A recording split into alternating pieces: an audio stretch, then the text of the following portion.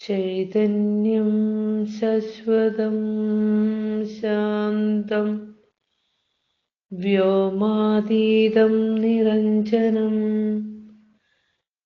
ബിന്ദുനാദകലാതീതം തസ്മൈ ശ്രീ ഗുരവേ നമഃ. നമസ്തേ. എല്ലാ സജ്ജനങ്ങൾക്കും എൻ്റെ വിനീതമായ പ്രണാമം. ഇന്ന് ദർശനമാലയിലെ രണ്ടാമത്തെ ദർശനമായ അപവാദ ദർശനമാണ് നാം പഠിക്കുന്നത്. അപവാദ ദർശനത്തിൻ്റെ ഒന്നാമത്തെ ശ്ലോകമാണ് ഇന്ന് മനനവിധേയമാക്കുന്നത്.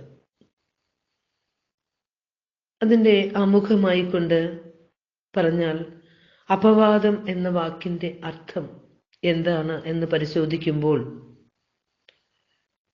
വദതി എന്ന സംസ്കൃത പദത്തിന് പറയുക എന്നർത്ഥം. വദിക്കുക എന്നാൽ പറയുക. അവിടെ അപ എന്ന ഉപസർഗത്തിന്, അപവാദത്തിലെ അപ എന്ന ഉപസർഗത്തിന് ദൂരേക്ക് ഒഴിവാക്കി നിർത്തുക എന്നതാണ് അർത്ഥം. അതായത് ഇല്ലാത്തതിനെ ചിന്ത കൊണ്ട് ഒഴിവാക്കി നിർത്തിയിട്ട് പരമാർത്ഥത്തിലുള്ളതിനെ കാണുക എന്നതാണ്. ഒരു വസ്തുവിന്റെ യഥാർത്ഥ സ്വരൂപം അറിയാതിരിക്കുകയും അതിൽ യഥാർത്ഥമല്ലാത്ത ഒന്നുള്ളതായി അറിയുകയും ചെയ്യുന്നതാണ് അധ്യാരോപം എന്ന് നാം പഠിച്ചു. ഇനി അധ്യസ്ഥ വസ്തുവിനെ നീക്കി വസ്തുവിന്റെ യഥാർത്ഥ സ്വരൂപം കാണലാണ് അപവാദം. അഖണ്ഡബോധ സ്വരൂപമായ ബ്രഹ്മമാണ് ഈ പ്രപഞ്ചത്തിന് ആധാരം. ഈ ദൃശ്യപ്രപഞ്ചം ബ്രഹ്മത്തിൽ ആരോപിതമാണ്. വാസനയിൽ നിന്ന് സങ്കല്പവും സങ്കല്പത്തിൽ നിന്ന് ബാഹ്യദൃശ്യ തലങ്ങളും ആരോപിക്കുന്നതോടെ പ്രപഞ്ചത്തിന്റെ തോന്നലുളവാകുന്നു. ഇനി ആരോപിതമായവ നീക്കുമ്പോൾ ജഗത്തില്ലാതെയാകും. സത്യസ്വരൂപത്തിൽ സത്യമല്ലാത്ത പ്രപഞ്ചത്തെ ആരോപിച്ച് അതാണ് സത്യമെന്ന് അപവദിച്ച് യഥാർത്ഥ വസ്തുബോധത്താൽ ആരോപിതമായതിനെ നീക്കം ചെയ്യുന്നതാണ് അപവാദം എന്ന് പറയുക. അതായത് ഒരു നടൻ വേഷമണിയുമ്പോൾ അത് അധ്യാരോപം. വേഷം അഴിച്ചു മാറ്റുമ്പോഴോ വേഷം ധരിച്ച വ്യക്തിയുടെ സ്വരൂപസ്ഥിതി തെളിയുന്നു. അതാണ് അപവാദം. ആദ്യം നാം സ്വന്തം വ്യക്തിത്വത്തിൽ അധ്യസ്ഥമായതിനെയെല്ലാം നിഷേധിക്കണം. ഗുരു ദൈവദശകത്തില് ഒന്നൊന്നായി എണ്ണി എണ്ണി തൊട്ടെണ്ണും പൊരുളൊടുങ്ങിയാൽ നിന്നിടും ദൃക്ക് പോലുള്ളം നിന്നിൽ സ്പന്ദമാകണം. ഇത് എവിടെയും ഏത് സന്ദർഭത്തിലും നമുക്ക് ഉപയോഗിക്കാവുന്ന ഒരു ഗുരുവാണി തന്നെയാണത്. അതായത് ഇവിടെ നമ്മൾ ചേർത്ത് ഒന്നുകൂടെ അത് ആശയം ഉറപ്പിക്കണമെങ്കിൽ ശങ്കര ഭഗവത്പാദയുടെ നിർവാണ ഷഡ്കം എന്ന കൃതി നാം എപ്പോഴും പറയാറുള്ളതാണ്. മഹാഗുരുക്കന്മാർക്ക് പറയാറുള്ള സത്യം ഒന്നു തന്നെയാണ്, അതിനൊരു ഐകരൂപ്യമുണ്ട് എന്നുള്ളത്. നിർവാണ ഷഡ്കത്തിലെ ശങ്കര ഭഗവത്പാദരും പറഞ്ഞു തരുന്നു, മനോബുദ്ധ്യഹങ്കാര ചിത്താനി നാഹം നജ ശ്രോത്ര ജിഹ്വേ നജ ഘ്രാണനേത്രേ നജ വ്യോമ ഭൂമിർന തേജോ ന വായു ചിദാനന്ദരൂപ ശിവോഹം ശിവോഹം എന്ന് ഓരോന്നിനെയായും തള്ളിക്കളയുന്ന നീതിപ്രക്രിയയാണിത്. ആദ്യം തന്റെ വ്യക്തിത്വത്തിൽ ഇവ നിഷേധിക്കണമെന്ന് പറഞ്ഞു. പറയുകയാണ്, മനോബുദ്ധി അഹങ്കാര ചിത്താനി നാഹം. അഹം ന, ഞാനിതൊന്നുമല്ല. എന്തൊക്കെ? മനസ്സല്ല, ബുദ്ധിയല്ല, അഹങ്കാരമല്ല, ചിത്തമല്ല ഞാൻ. നജ ശ്രോത്ര ജിഹ്വേ നജ ഘ്രാണനേത്രേ. ഞാൻ ശ്രോത്രമല്ല, ചെവിയല്ല, ജിഹ്വയല്ല, നാവല്ല, ഘ്രാണം മൂക്കല്ല, നേത്രം കണ്ണുമല്ല. നജ വ്യോമ ഭൂമിർന തേജോ ന വായു. ഞാൻ ആകാശമല്ല, വ്യോമമല്ല, ഭൂമിയല്ല, തേജസ്സല്ല, വായുവല്ല. നോക്കൂ, ഓരോന്നിനെയും തള്ളി തള്ളി തള്ളി കളഞ്ഞുകൊണ്ടിരിക്കുകയാണ്. പറയാണ്, ആരാണ് ഞാൻ എന്ന് പറയാ? ചിദാനന്ദരൂപ ശിവോഹം ശിവോഹം. സച്ചിദാനന്ദ സ്വരൂപനായ ബ്രഹ്മം തന്നെയാണ് ഞാൻ, ബ്രഹ്മം തന്നെയാണ് ഞാൻ എന്ന് ആവർത്തിച്ച് പറയുകയാണ്. നിർവാണ ഷഡ്കം ഒന്ന് റെഫർ ചെയ്യുന്നത് നല്ലതാണ്. അത് നെറ്റിൽ നിന്ന് നിങ്ങൾക്ക് സെർച്ച് ചെയ്താൽ കിട്ടാവുന്നതേ ഉള്ളൂ. അത് നമ്മൾ സത്യം ഉറപ്പിക്കുന്നതിനായിട്ട് ഒരു പരന്ന വായന ഉപകരിക്കട്ടെ നിങ്ങൾക്ക്. താൻ സച്ചിദാനന്ദ സ്വരൂപമായ ചൈതന്യമാണെന്ന് അനുഭവവേദ്യമാകുമ്പോൾ അനുഭവം ഏറെ ആനന്ദദായകം തന്നെയല്ലേ? ശിവോഹം ശിവോഹം എന്ന ആ അനുഭവം എപ്പോഴും ഉരുവിട്ടുകൊണ്ട് പറഞ്ഞുകൊണ്ടിരിക്കുക, ഞാൻ ആരാണ്? ഞാൻ ബ്രഹ്മം തന്നെയാണ്, ഞാൻ ബ്രഹ്മം തന്നെയാണ്, ഞാൻ ചൈതന്യം തന്നെയാണ് എന്ന് ആവർത്തിച്ച് ഉരുവിട്ട് പറഞ്ഞുകൊണ്ടിരിക്കുക. പിന്നെ ഇവിടെ നമ്മൾ പറയുമ്പോൾ ചിന്തിക്കേണ്ട കാര്യം, പലതിനെ തള്ളിക്കളയുന്നതിനേക്കാൾ നല്ലത് ഉള്ളതിനെ അറിയുക എന്നുള്ളതാണ്. ഇപ്പോൾ നമ്മൾ പറഞ്ഞ നേതി പ്രക്രിയ സത്യാന്വേഷണത്തിലേക്ക് തിരിയുന്ന ഒരു ജിജ്ഞാസുവിൻ്റെ ആദ്യത്തെ സ്റ്റേജാണ് ഈ നേതി പ്രക്രിയ. പക്ഷെ ഉള്ളതിനെ ഉള്ളതുപോലെ അറിയുക എന്നുള്ളതാണ് പരമാർത്ഥമായിട്ടുള്ളത്. ഈ അനുഭവം ഉള്ളത് കൊണ്ടാണ് ഗുരുവിൻ്റെ കൃതികൾ ഓരോന്നിലും ഈ അനുഭവം തെളിഞ്ഞു നിൽക്കുന്നത്. അത് നമുക്ക് വാക്കുകളിലൂടെ, കൃതികളിലൂടെ, വചനങ്ങളിലൂടെ ജനസമൂഹത്തിന് നൽകിയിരിക്കുന്നു ഗുരു. ഒരു സ്തോത്രകൃതിയിൽ പോലും ഗുരുവിൻ്റെ ദാർശനിക ഭാവം നോക്കൂ. സുബ്രഹ്മണ്യ കീർത്തനത്തിൽ ഗുരു അനുഭവിച്ചറിഞ്ഞ ആ ഒരു അനുഭവ മാധുര്യത്തോടെ, രസാനുഭൂതി, ഒരു രസികതയോടെ നമുക്ക് പറഞ്ഞു തരികയാണ്.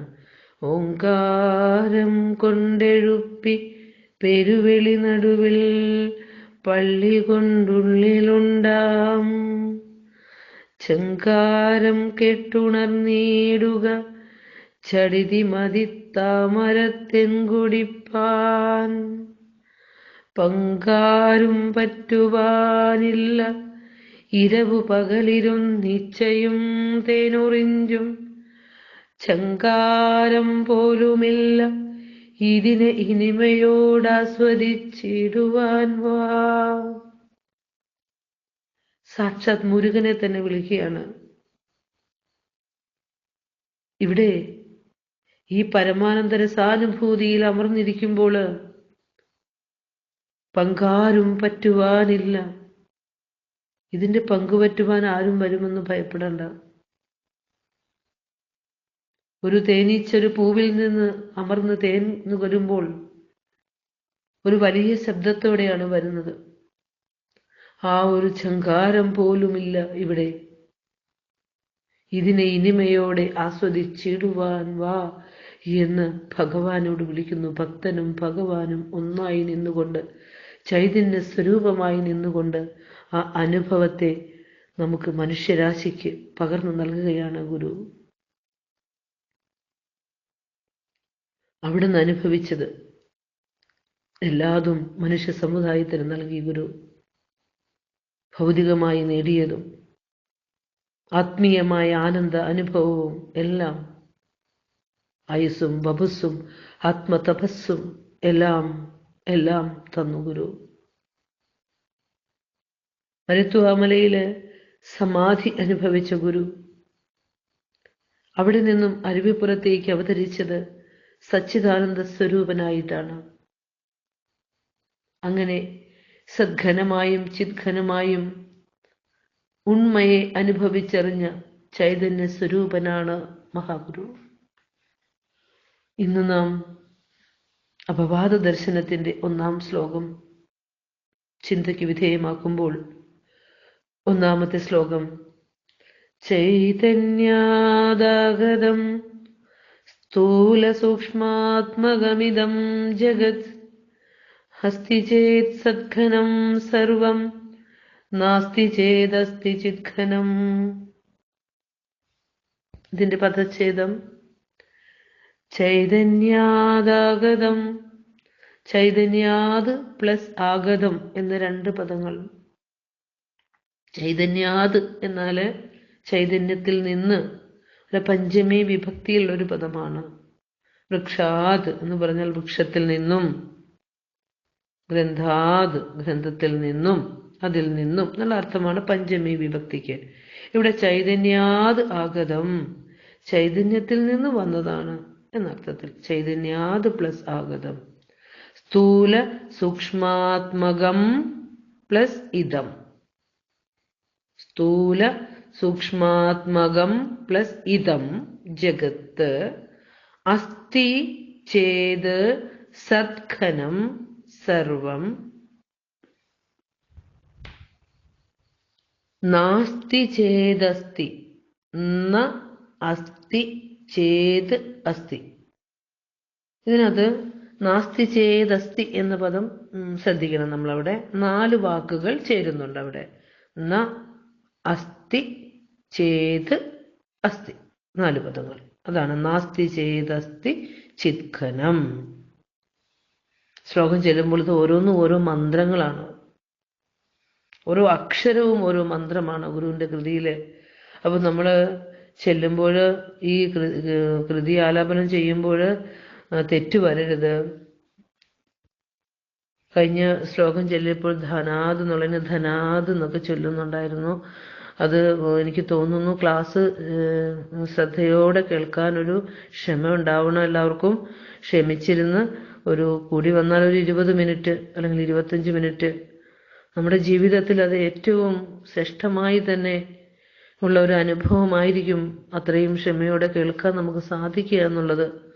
കേട്ടതിന് ശേഷം മാത്രമേ എല്ലാവരും കൃതി ആലാപനം ചെയ്യാൻ പാടുള്ളൂ. ഗുരുവിന്റെ മന്ത്രങ്ങള് തെറ്റായി ഉച്ചരിക്കാൻ പാടുള്ളതല്ല. ഇനി ഓരോ വാക്കിന്റെയും പദാനുപദ അർത്ഥവും അതിന്റെ ഗദ്യരൂപവും നമുക്ക് നോക്കാം. ചൈതന്യാത്, അതായത് അഖണ്ഡബോധ വസ്തുവിൽ നിന്നും, ബ്രഹ്മത്തിൽ നിന്നും അർത്ഥം. ആഗതം, ആവിർഭവിച്ചതായ. ഇതം സ്ഥൂല സൂക്ഷ്മാത്മകം ജഗത്ത്, ഈ കാണുന്ന ഇതം, ഇത് ഈ കാണുന്ന സ്ഥൂല സൂക്ഷ്മാത്മകം, സ്ഥൂലവും സൂക്ഷ്മരൂപത്തിലുള്ളതുമായ ഈ പ്രപഞ്ചം, ജഗത്ത് പ്രപഞ്ചം.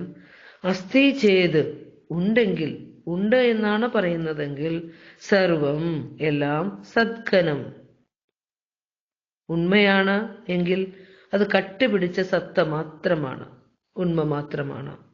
നാസ്തി ചേത്, ഇല്ല എങ്കിൽ ചിദ്ഘനം, അത് ചിത്തായിട്ട് ഉള്ളിലുണ്ട്, കട്ടുപിടിച്ച ബോധം ഉള്ളതായി വിളങ്ങുന്നു എന്ന് പദാനുപദ അർത്ഥം. ദർശനമാലയിലെ ഓരോ മന്ത്രവും പഠിക്കുമ്പോൾ നാം ഗുരുവിനെ അറിയണം. അതായത് ചൈതന്യസ്വാമികൾ രചിച്ച ഗുരുപുഷ്പാഞ്ജലി മന്ത്രം, ആ പുഷ്പാഞ്ജലി മന്ത്രം, അതിൽ ഓരോ മന്ത്രാക്ഷരങ്ങളും ഗുരു ആരാണ് എന്ന് വ്യക്തമാക്കി തരുന്നവയാണ്. നമുക്ക് ഗുരു ഈ മന്ത്രങ്ങള് പകർന്നു തരുമ്പോൾ നാം അറിയണം, ഒരു സച്ചിദാനന്ദ സ്വരൂപനായി നിന്നുകൊണ്ടാണ് ഇത് പറയുന്നത്. സാക്ഷാൽ പരബ്രഹ്മ സ്വരൂപം തന്നെ പ്രപഞ്ച സൃഷ്ടിയെക്കുറിച്ച് പറയുകയാണ്. ഓം സച്ചിദാനന്ദ സ്വരൂപായ നമ എന്ന് 11ാമത്തെ മന്ത്രം ഗുരുപുഷ്പാഞ്ജലി മന്ത്രത്തില്. ഇവിടെ ചേർത്ത് പഠിക്കേണ്ട ഒരു മന്ത്രമാണത്. സത്തും ചിത്തും ആനന്ദവും സ്വരൂപമായിട്ടുള്ളവൻ, ബ്രഹ്മസ്വരൂപമായി നിന്നുകൊണ്ട് തന്നെ ഗുരു പറഞ്ഞു തരികയാണ്, ചൈതന്യാദാഗതം സ്ഥൂല സൂക്ഷ്മാത്മകം ഇതം ജഗത് എന്ന്.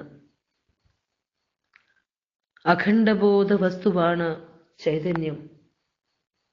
ഈ ചൈതന്യത്തിൽ സങ്കല്പം കൊണ്ട് ആരോപിച്ച് അനുഭവിക്കാവുന്നതും അപവാദത്താൽ അഴിച്ചു മാറ്റാവുന്നതുമാണ് പ്രപഞ്ചം എന്ന് പറയുകയാണ്.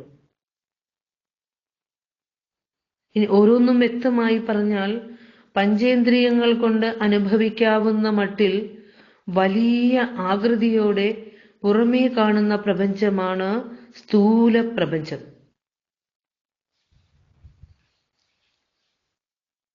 പ്രപഞ്ച ഘടകങ്ങളെല്ലാം നിർമ്മിതമായിരിക്കുന്നത് ചേഷ്ടയറ്റ, സ്വയം ചലനശേഷിയോ അവതരണശേഷിയോ ഇല്ലാത്ത ജഡപദാർത്ഥങ്ങളാലാണ്.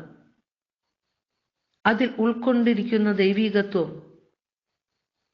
അവയെ ഓരോരോ ജീവികളാക്കി പ്രപഞ്ചത്തിൽ ഇങ്ങനെ നിലനിർത്തുന്നു എന്നർത്ഥം.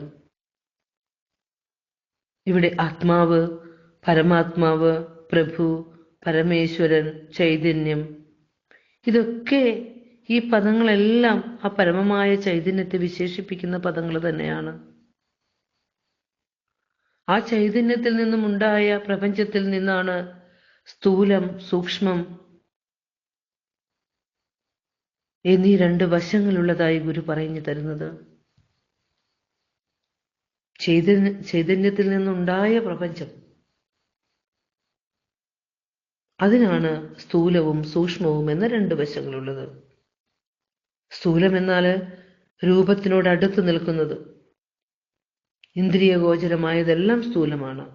അതായത് നാം മൂക്കുകൊണ്ട് മണത്തും, കണ്ണുകൊണ്ട് കണ്ടും, ചെവി കൊണ്ട് കേട്ടും, നാവുകൊണ്ട് രുചിച്ചും, ത്വക്കുകൊണ്ട് സ്പർശിച്ചും ഒക്കെ അറിയുന്നതാണ് സ്ഥൂല പ്രപഞ്ചം എന്നർത്ഥം.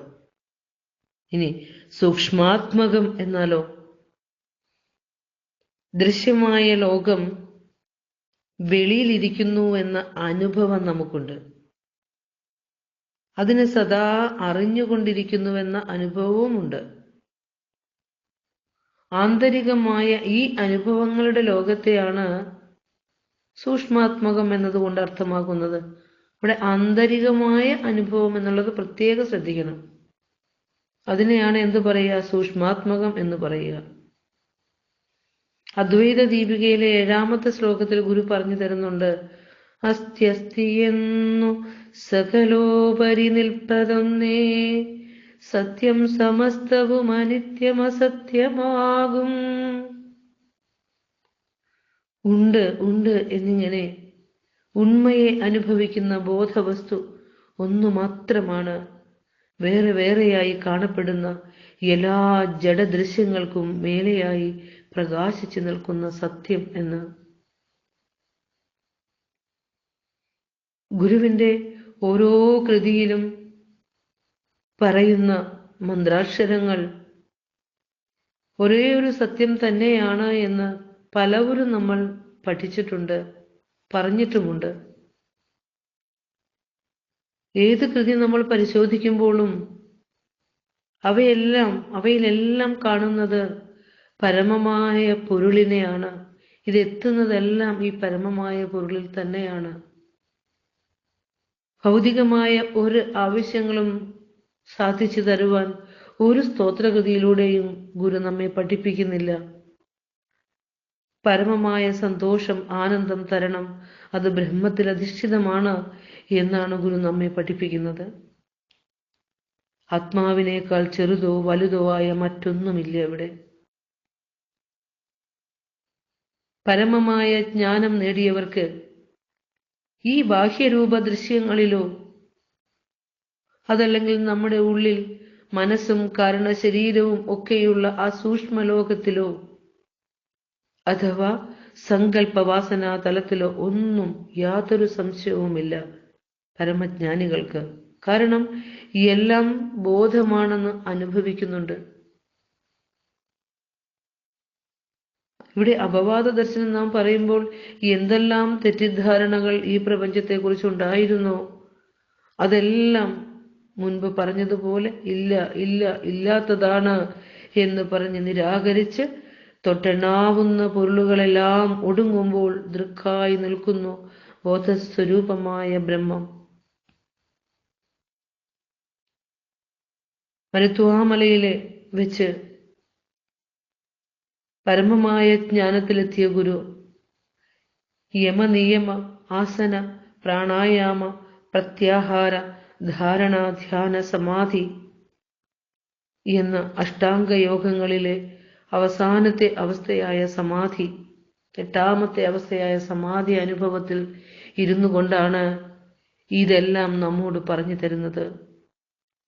യമവും ഇന്ദ്രിയങ്ങളെയും മനസ്സിനെയും എല്ലാം നിയന്ത്രിച്ച് ആസനം, മനസ്സിനെ സുഖമായ എപ്പോഴും സ്ഥിരമായ സുഖത്തിൽ മനസ്സിനെ വയ്ക്കുന്നതിനെയാണ് ആസനം എന്ന് പറയുക. പ്രത്യാഹാരവും ധാരണയും ബാഹ്യവിഷയങ്ങളിലേക്ക് സഞ്ചരിച്ചാൽ ഉണ്ടാകാവുന്നതായ ആ ക്ലേശങ്ങളെ പറഞ്ഞ് പഠിപ്പിച്ച് അതിൽ നിന്നെല്ലാം മനസ്സിനെയും ഇന്ദ്രിയങ്ങളെയും എല്ലാം ഉപരമിപ്പിച്ച് സത്യവസ്തുവിനെ കുറിച്ച് ധാരണ ചെയ്ത് സത്യവസ്തുവിനെ ധ്യാനിച്ച് സമാധി സത്യവസ്തുവായി മാറി ഗുരു. അങ്ങനെ പരമമായ സത്യമായി നിന്നുകൊണ്ടാണ് ഗുരു മരുത്വാമലയിൽ നിന്നും അരുവിപ്പുറത്തേക്ക് അവതരിക്കുന്നത്.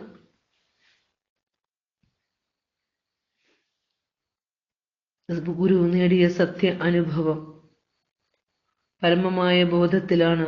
അതിൽ നിന്നാണ് സകലതും ആവിർഭവിച്ചത് എന്ന പരമമായ അറിവ്.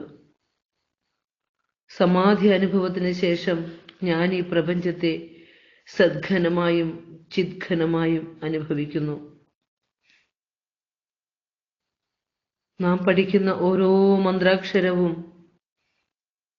ആ സദ്ഘനമായും ചിദ്ഘനമായും പ്രപഞ്ചത്തെ അനുഭവിച്ച ഗുരുവിന്റെ സത്യവചനങ്ങൾ തന്നെ. ഗുരു പറയുകയാണ്, അസ്തി ചേത് സദ്ഘനം സർവം നാസ്തി ചേതസ്തി ചിദ്ഘനം. എല്ലാം ബ്രഹ്മം തന്നെ. സത്ത്, ഉണ്മ അഥവാ ഉണ്ട് എന്ന ബോധം, അതാണ് സത്ത്. ഇവിടെ നിഷേധിക്കാനാവാത്ത ഉണ്മയെയാണ് വേദാന്തത്തിലെ സത്ത് എന്ന് വിളിക്കുന്നത്. ഇനി ഘനം, സദ്ഘനം എന്നാൽ ഘനം എന്നാൽ ഏതൊന്നാണ് ഉള്ളത് അതുമാത്രം കട്ടിപിടിച്ചിരിക്കുന്നു എന്ന അർത്ഥത്തിലാണ് ഇവിടെ ഘനം എന്ന വാക്ക് ഉപയോഗിച്ചിരിക്കുന്നത്. സച്ചിദാനന്ദ സ്വരൂപനായ ഗുരു സത്യാനുഭവത്തിന് ഭംഗം വരുത്താതെയാണ് ലോകസേവനം ചെയ്തത്. സദ്ഘനമായും ചിദ്ഘനമായും ഇവിടെയുള്ള എല്ലാവും അറിഞ്ഞുകൊണ്ട് തന്നെയാണ് ലോകസംഗ്രഹ പ്രവർത്തനങ്ങളിൽ ഗുരു ഏർപ്പെട്ടത്. ചൈതന്യ സ്വരൂപികളുടെ മനസ്സ് എവിടെയൊക്കെ പതിക്കുന്നുവോ അവിടെയൊക്കെ അവർ സത്താരൂപത്തിൽ ബ്രഹ്മത്തെ മാത്രം കാണുന്നു. സർവം കൽവിദം ബ്രഹ്മ, അയമാത്മാ ബ്രഹ്മ എന്ന മഹത്തായ അറിവിൽ അമർന്നുകൊണ്ടാണ് ഗുരുവിന്റെ പ്രവർത്തനങ്ങളെല്ലാം തന്നെ. അതാണ് അസ്ഥി ചെയ്ത് സദ്ഘനം എന്ന് പറഞ്ഞത്. ബാഹ്യദൃശ്യങ്ങളെയാണ് സദ്ഘനം എന്ന് പറയുന്നത് എന്ന് ആവർത്തിച്ച് പറയുകയാണ്. സങ്കല്പവാസനാ തലങ്ങളാണ് ചിദ്ഘനം. ബാഹ്യദൃശ്യങ്ങൾ കാണപ്പെടുന്ന വഴി നാം പലവട്ടം പഠിച്ചതാണ്. പരമമായ ബോധം, അതിൽ നിന്ന് വാസനാതലം, വാസനാതലത്തിൽ നിന്ന് സങ്കല്പതലം, സങ്കല്പതലത്തിൽ നിന്ന് ബാഹ്യദൃശ്യങ്ങൾ. ഇനിയാണ് പ്രപഞ്ചം വന്ന വഴി നാം മനനം ചെയ്തു കഴിഞ്ഞതാണ്. ഈശ്വരനിൽ നിന്ന് വേറല്ലാത്ത ഈ ജഗത്ത് ഉണ്ട് എന്ന് പറയുകയാണെങ്കിൽ അത് സത്ത് മാത്രമാണെന്നതിൽ സംശയമില്ല. അതായത് ഘനീഭവിച്ച ദൈവശരീരഭാഗം തന്നെ എന്നർത്ഥം. ഇനി നാസ്തി ചേത്, അസ്ഥി എന്ന് പറഞ്ഞാൽ ഉണ്ട്, നാസ്തി എന്ന് പറഞ്ഞാൽ ഇല്ല എന്നർത്ഥം. ഉണ്ടെങ്കിൽ ഘനീഭവിച്ച സത്ത മാത്രം. ഇല്ല എന്ന് പറയുകയാണെങ്കിലോ, പ്രപഞ്ചം ഇല്ലെന്നാണെങ്കിൽ അവിടെയും പ്രപഞ്ചമെന്ന ബോധം ഉണ്ടാകുമല്ലോ. ചിദ്രൂപം എന്ന് പറഞ്ഞത് അതുകൊണ്ടാണ്, അറിവിന്റെ രൂപത്തിൽ ശേഷിച്ചിരിക്കുന്നത് കൊണ്ട്. അതാണ് അർത്ഥമാക്കേണ്ടത്.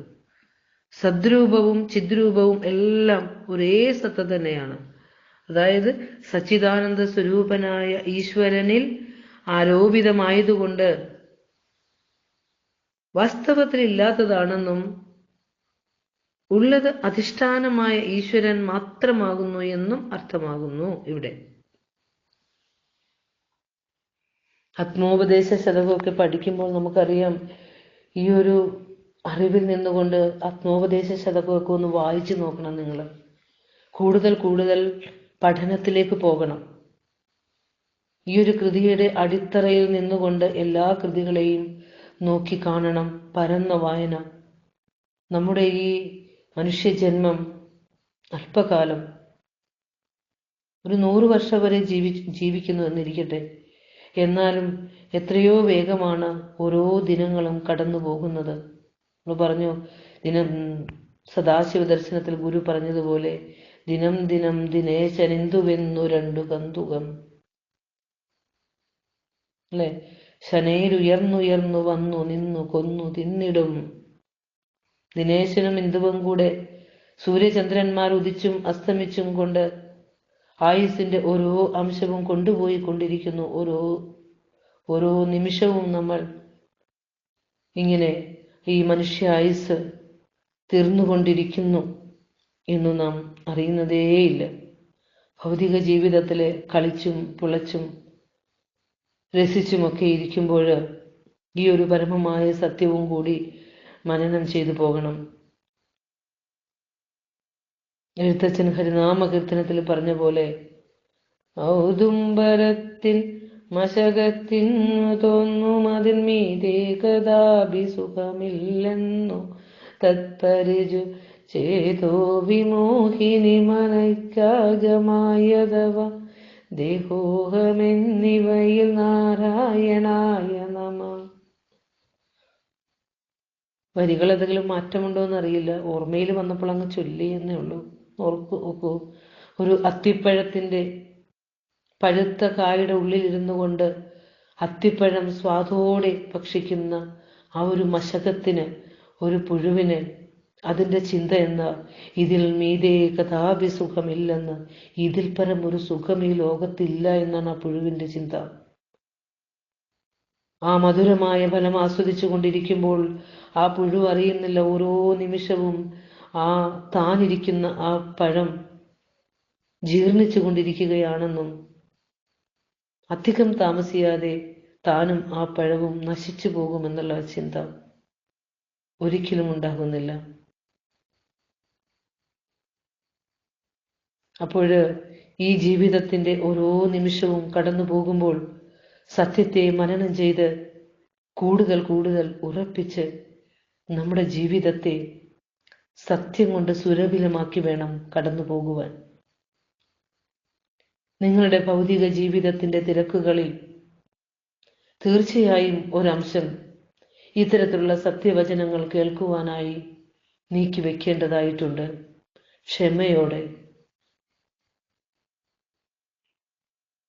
ഈ ഒരു സത്യാനുഭവത്തിൽ നിന്നുകൊണ്ട് ഗുരു ആത്മോപദേശ ശതകത്തിലെ 24-ാം ശ്ലോകത്തിൽ പറയുകയാണ്, അവനിവനെന്നറിയുന്നതൊക്കെ ഓർത്താൽ അവനിയിലാദിമമായൊരാത്മരൂപം അവനവനാത്മസുഖത്തിനാചരിക്കുന്നവ അപരന്നു സുഖത്തിനായി വരേണം. ഒരു സത്യദർശിക്ക് അവനെയും ഇവനെയും എല്ലാം കാണുമ്പോൾ ആദിമമായ ആത്മസ്വരൂപമായാണ് അവനെ ദർശിക്കുന്നത്. അതുകൊണ്ടാണ് ഗുരുവിന് അവനവൻ ആത്മസുഖത്തിനായി ചെയ്യുന്നത് അപരന് സുഖത്തിനായി വരേണമെന്ന പരമമായ ബോധം ഗുരുവിനുണ്ടായത്. ആത്മീയമായ അനുഭവത്തിന്റെ പ്രാക്ടിക്കൽ സൈഡ് ഗുരു 24-ാം ശ്ലോകത്തിലൂടെ നമുക്ക് പറഞ്ഞു തരികയാണ്. ഈ ആത്മബോധം ഉൾക്കൊണ്ടുകൊണ്ടിരിക്കുന്ന ജ്ഞാനി ഈ സത്യമൊക്കെ പഠിച്ചിട്ട് നാം ഒന്ന് പ്രപഞ്ചത്തിലേക്ക് നോക്കിക്കേ. ഓരോ മനുഷ്യരുടെയും ജീവിതങ്ങളും ഓട്ടവും നെട്ടോട്ടവും ആദിയും ആവലാദിയും വെറുതെ നിങ്ങൾ പുറമേ ഇരുന്നൊന്ന് കണ്ടു നോക്കിക്കേ. എന്താ ഈ ചെയ്യുന്നത് ഇവരെന്ന് നമുക്ക് തോന്നും. എന്തിനാ ഇവരിത്ര ആദി പിടിക്കുന്നത്? എന്താണ് ഇതിൻ്റെയൊക്കെ അർത്ഥം? ഒരു ഒതുക്കം വരും നിങ്ങൾക്ക്, ഒരു സംശയവുമില്ല അതിന്. ശ്രീരാമന് രാമായണത്തിലുണ്ടായതുപോലെ അല്ലേ, മഹത്തത്വം വസിഷ്ഠമുനിയിൽ നിന്നെല്ലാം കേട്ട് ഒരു വലിയ തീർത്ഥയാത്രയെല്ലാം കഴിഞ്ഞു വന്ന് അധികം വിരക്തിയോടെ ഇരിക്കുന്ന രാമൻ, ഒന്നിലും ഒരു താല്പര്യമില്ല. എന്തിനാണ് ഈ സുഖങ്ങളെല്ലാം അല്ലേ? ഭോഗങ്ങളെല്ലാം ക്ഷണപ്രഭാ ഭംഗുരം വേഗേന നഷ്ടമായുസ് മൂർഖനീ എന്ന് പറയുന്നുണ്ട് അല്ലേ. അപ്പൊ സത്യം എപ്പോഴും മനനം ചെയ്ത് ഉറപ്പിക്കുമ്പോൾ ഓട്ടത്തിന്റെ സ്പീഡ് കുറയും. നമ്മുടെ കാഴ്ചപ്പാടിന് മാറ്റം വരുന്നു. എത്രയോ ശ്രേഷ്ഠമായ ഭാഗ്യത്തിലാണ് നിങ്ങൾ ഓരോരുത്തരും ഇരിക്കുന്നത് എന്ന് ഓർത്തു പോവുകയാണ്. തന്നിൽ നിന്ന് അന്യമല്ലാതെ സർവവും കാണുന്ന മഹാഗുരു, ആ ഗുരുവിന്റെ വാക്കുകളുടെ പൊരുളറിഞ്ഞ് മനനം ചെയ്യുമ്പോൾ ലോകം എത്ര സമാധാനപൂർണവും ശാന്തിപൂർണവുമായിരിക്കും എന്ന് അറിയുക. ഇതെല്ലാം കേൾക്കുകയും അറിയുകയും ചെയ്യുന്നത് എന്തിനാണ് നാം? സുഖം തേടണം. അനുഭവം, സത്യാനുഭവം ഉണ്ടാകുമ്പോൾ നമ്മുടെ മനസ്സിൽ അനുഭവപ്പെടുന്ന മഹത്തായ ശാന്തി, ശാശ്വതമായ ശാന്തി തേടുന്നവരാണ് ഇതിൻ്റെ ശ്രോതാക്കൾ ഓരോന്നും എന്നറിയാം. അപ്പോൾ അവിടെയൊക്കെ നമ്മുടെ ദുഃഖ ദുരിതങ്ങളെല്ലാം അടക്കാനും നമുക്കാകണം. ആയിട്ടില്ല എങ്കിൽ നമ്മൾ ഇത് കേൾക്കുന്ന കാര്യങ്ങളൊന്നും മനസ്സിൽ ഉറപ്പിച്ചിട്ടില്ല എന്നുള്ളതാണ് സത്യം. അതുകൊണ്ട് ദുഃഖ ദുരിതങ്ങളിൽ മനസ്സ് ഉഴറാതെ സ്ഥിരമായ ആനന്ദത്തിൽ മനസ്സിനെ നിർത്തിക്കൊണ്ട് പ്രാർത്ഥനയും ജപവും ധ്യാനവും എല്ലാം ജീവിതത്തിൽ വേണമെന്ന് ഈ പുണ്യ ദിനങ്ങളിലൂടെ കടന്നു പോകുമ്പോൾ പ്രത്യേകം ഓർമ്മിപ്പിക്കുകയാണ്. 1980 ഡെൻമാർക്കിൽ വെച്ച് നടന്നൊരു നൈതിക സമ്മേളനത്തിൽ നൈതികതയുടെ നയപ്രഖ്യാപനമായി ഡെൻമാർക്കിലെ ജനങ്ങൾ തിരഞ്ഞെടുത്തത് ഗുരുവിന്റെ ആത്മോപദേശ ശതകത്തിലെ 22ാമത്തെ ശ്ലോകമാണ്.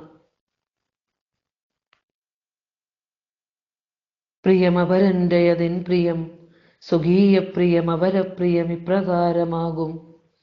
നയമതിനാലെ നരന്നു നന്മ നൽകും ക്രിയ അപരപ്രിയ ഹേതുവായി വരേണം എന്നുള്ളത്. മറ്റുള്ളവർക്ക് നന്മ വരുന്നൊരു നയപ്രഖ്യാപനമാണത്. ആ നയമാണ് നൈതിക സമ്മേളനം.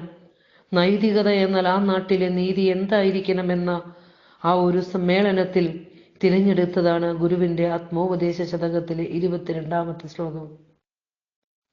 ഇന്ന് കേരളത്തിന്റെ ഒരു കൊച്ചു മൂലയിൽ നിന്ന് മുഴങ്ങിക്കേട്ട ശംഖധ്വനി ഡെൻമാർക്കിലെ ജനങ്ങൾ അവരുടെ നയപ്രഖ്യാപനമായി സ്വീകരിച്ചിട്ടുണ്ടെങ്കിൽ ഈ വാണികൾ പരമമായ ചൈതന്യത്തിൽ നിന്നുണ്ടായ വാക്കുകൾ തന്നെയാണ് എന്ന് ഉറപ്പിച്ച് പറയുകയാണ്. ഗുരു നിത്യചൈതന്യയെ രചിച്ച നാരായണ ഗുരുവിന്റെ ആത്മസാക്ഷാത്കാരത്തിന്റെ പ്രമാണം എന്ന ഗ്രന്ഥത്തിലാണ് ഈ വിവരം രേഖപ്പെടുത്തിയിരിക്കുന്നത് എന്ന് പറഞ്ഞുകൊണ്ട് ദർശനമാലയിലെ അപവാദ ദർശനത്തിലെ 1ാം ശ്ലോകം സച്ചിദാനന്ദ സ്വരൂപനായ മഹാഗുരുവിന്റെ പാദങ്ങളിൽ സമർപ്പിക്കുന്നു. ഗുരുവോം തത്സത്.